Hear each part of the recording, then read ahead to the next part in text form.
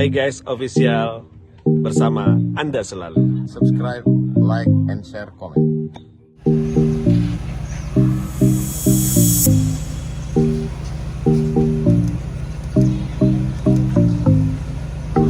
Wisata religi.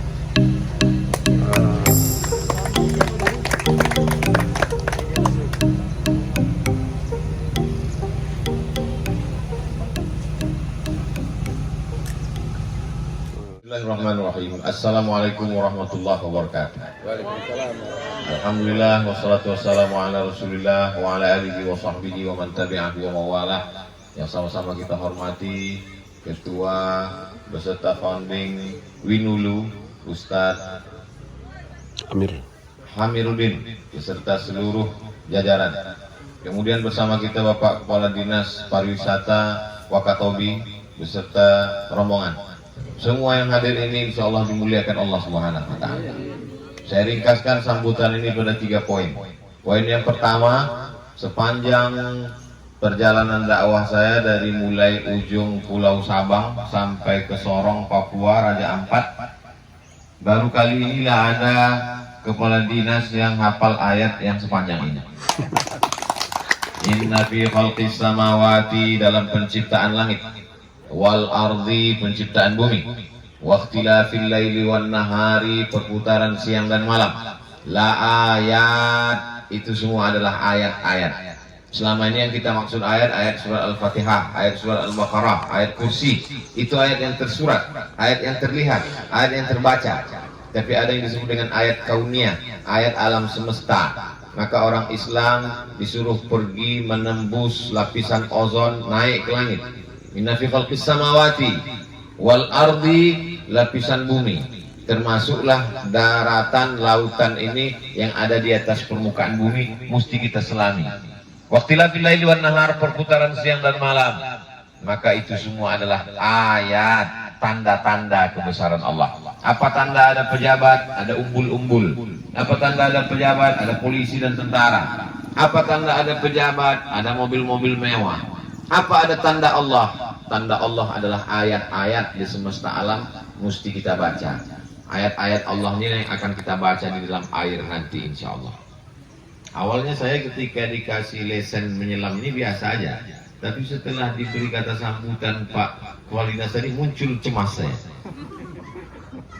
Ini semua adalah ayat-ayat yang mesti kita perkenalkan kepada orang yang belum tahu, yang dianggap alam semesta ini muncul begitu saja tanpa ada penciptanya. Maka semua ini mesti kita kenalkan. Yang puncaknya adalah inna fi khalqis samawati wal ardi wa ikhtilafil laili wan nahari la ayat. Itu semua menjadi ayat bagi siapa? Liulil albab, bagi orang yang berfikir.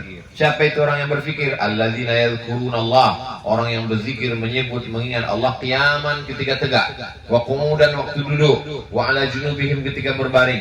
Tapi dia tidak hanya sekedar berzikir, seimbang antara kecerdasan spiritual dengan kecerdasan intelektual. Setelah dia berzikir, wa yatafakkarun, dia berfikir. Berzikir dan berfikir mesti seimbang. Wa yatafakkaruna fi khalqis samawati wal ard. Puncak daripada pertemuan zikir dan fikir, dia akan berkata, Rabbana ma khalaqta hadza batila. Tidaklah yang kau ciptakan ini sia-sia. Tidaklah yang kau ciptakan langit ini sia-sia. Tidaklah yang kau ciptakan bumi gunung ini sia-sia. Tidaklah yang kau ciptakan terumbu karang ini sia-sia. Maka kita disuruh untuk menjaganya karena dia bukan kesia-siaan. Puncaknya adalah faqina azaban nar, jaga kami jangan sampai kami masuk neraka. Puncak daripada berpariwisata, puncak dari jalan-jalan adalah menyadari bahwa ini semua nikmat Allah, disyukuri, dijaga, dipelihara, jangan dirusak. Karena ketika kita merusak berarti kita sudah merusak tanda-tanda Allah, dan Allah kalau tandanya dirusak dia akan marah. Pejabat penguasa kalau tanda-tanda keberadaannya dirusak, balihonya dirusak, umbul-umbulnya dirusak, karpet merahnya dirusak, dia akan marah. Kenapa? Karena itu tanda keberadaan dia, tanda kekuasaan dia. Maka tanda kekuasaan Allah ini kalau dirusak, Allah akan murka, Allah akan mengamuk, Allah akan mengirimkan azabnya. Ini poin yang pertama. Poin yang kedua, Thailand, bumi Thai. Dulu sebelumnya nenek moyang kita mengatakan negeri ini negeri Siam, Siam. Ada kampak yang besar disebut kampak Siam. Ada ikan besar disebut sepat Siam. Selalu dinisbatkan ke Thailand. Kita mesti banyak belajar. Thailand bukan negara Islam. Mayoritas penduduknya Buddha. Tapi dia punya halal street, halal road, satu jalan khusus halal. Di sana orang pakai hijab, menutup aurat, makanannya halal. Kalau negara yang non-muslim menyediakan wisata halal, mengapa kita negara muslim terbesar tidak menyediakan wisata halal khusus? Betapa banyak wisatawan kita yang akan datang dari Dubai, dari Saudi Arabia, dari Kuwait. Mereka akan cari di internet halal traveling, tours and travel. Dia enter, dia cari. Ternyata dia lihat ada surga di dalam laut, dan itu ada di Wakatobi, maka dia akan datang. Kebanyakan orang khawatir nanti makannya gimana, pakaiannya gimana. Dia jaga khawatir nanti membuka aurat. Maka kita bisa buatkan wisata halal. Satu khusus untuk komunitas muslim, satu khusus masalah kita khawatir akan terjadi kedatangan orang beramai-ramai dengan membawa budayanya. Maka kemarin saya sudah jelaskan di Masjid Az-Zaitun, benteng kita mesti kuat, kita perbanyak rumah tahfiz Quran, sehingga kita dapat dua-duanya. Ekonomi kita bangkit, hafiz Quran kita makin kuat, orang berdatangan tentu dia bawa uang, ada perputaran, orang datang, justru di situ pula kesempatan kita untuk berdakwah. Maka insya Allah kalau kita kuatkan fondasi kita, la yadurrukum man dhalla idza tadaitum. Kalau kamu dapat hidayah dan kamu kuat, orang tidak akan bisa menyesatkan kamu. Itu adalah bagian dari usaha kita ke depan.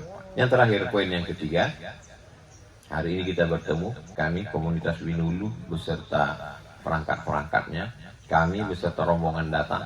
Kita datang dari arah yang berbeda, background latar belakang yang tidak sama, tapi kita dipertemukan dalam satu titik. Titik pertemuan kita adalah beramal soleh.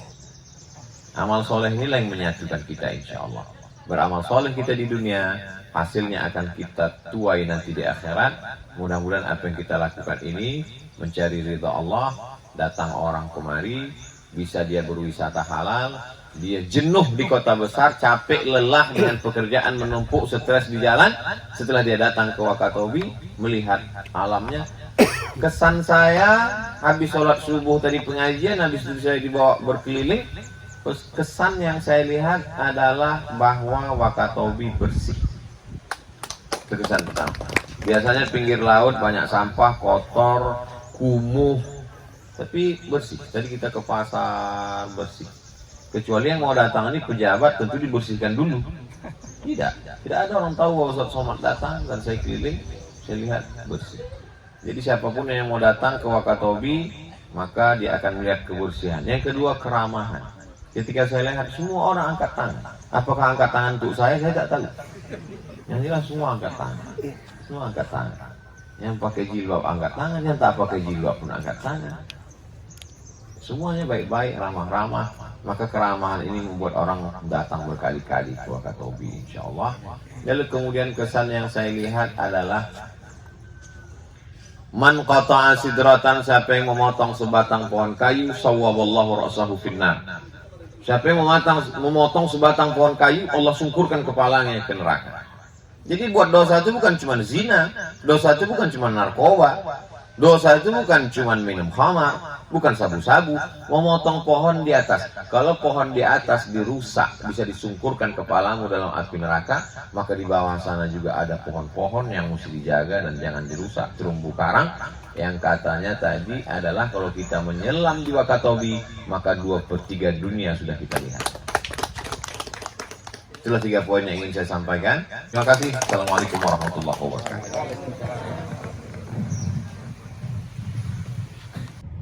Hai guys, official.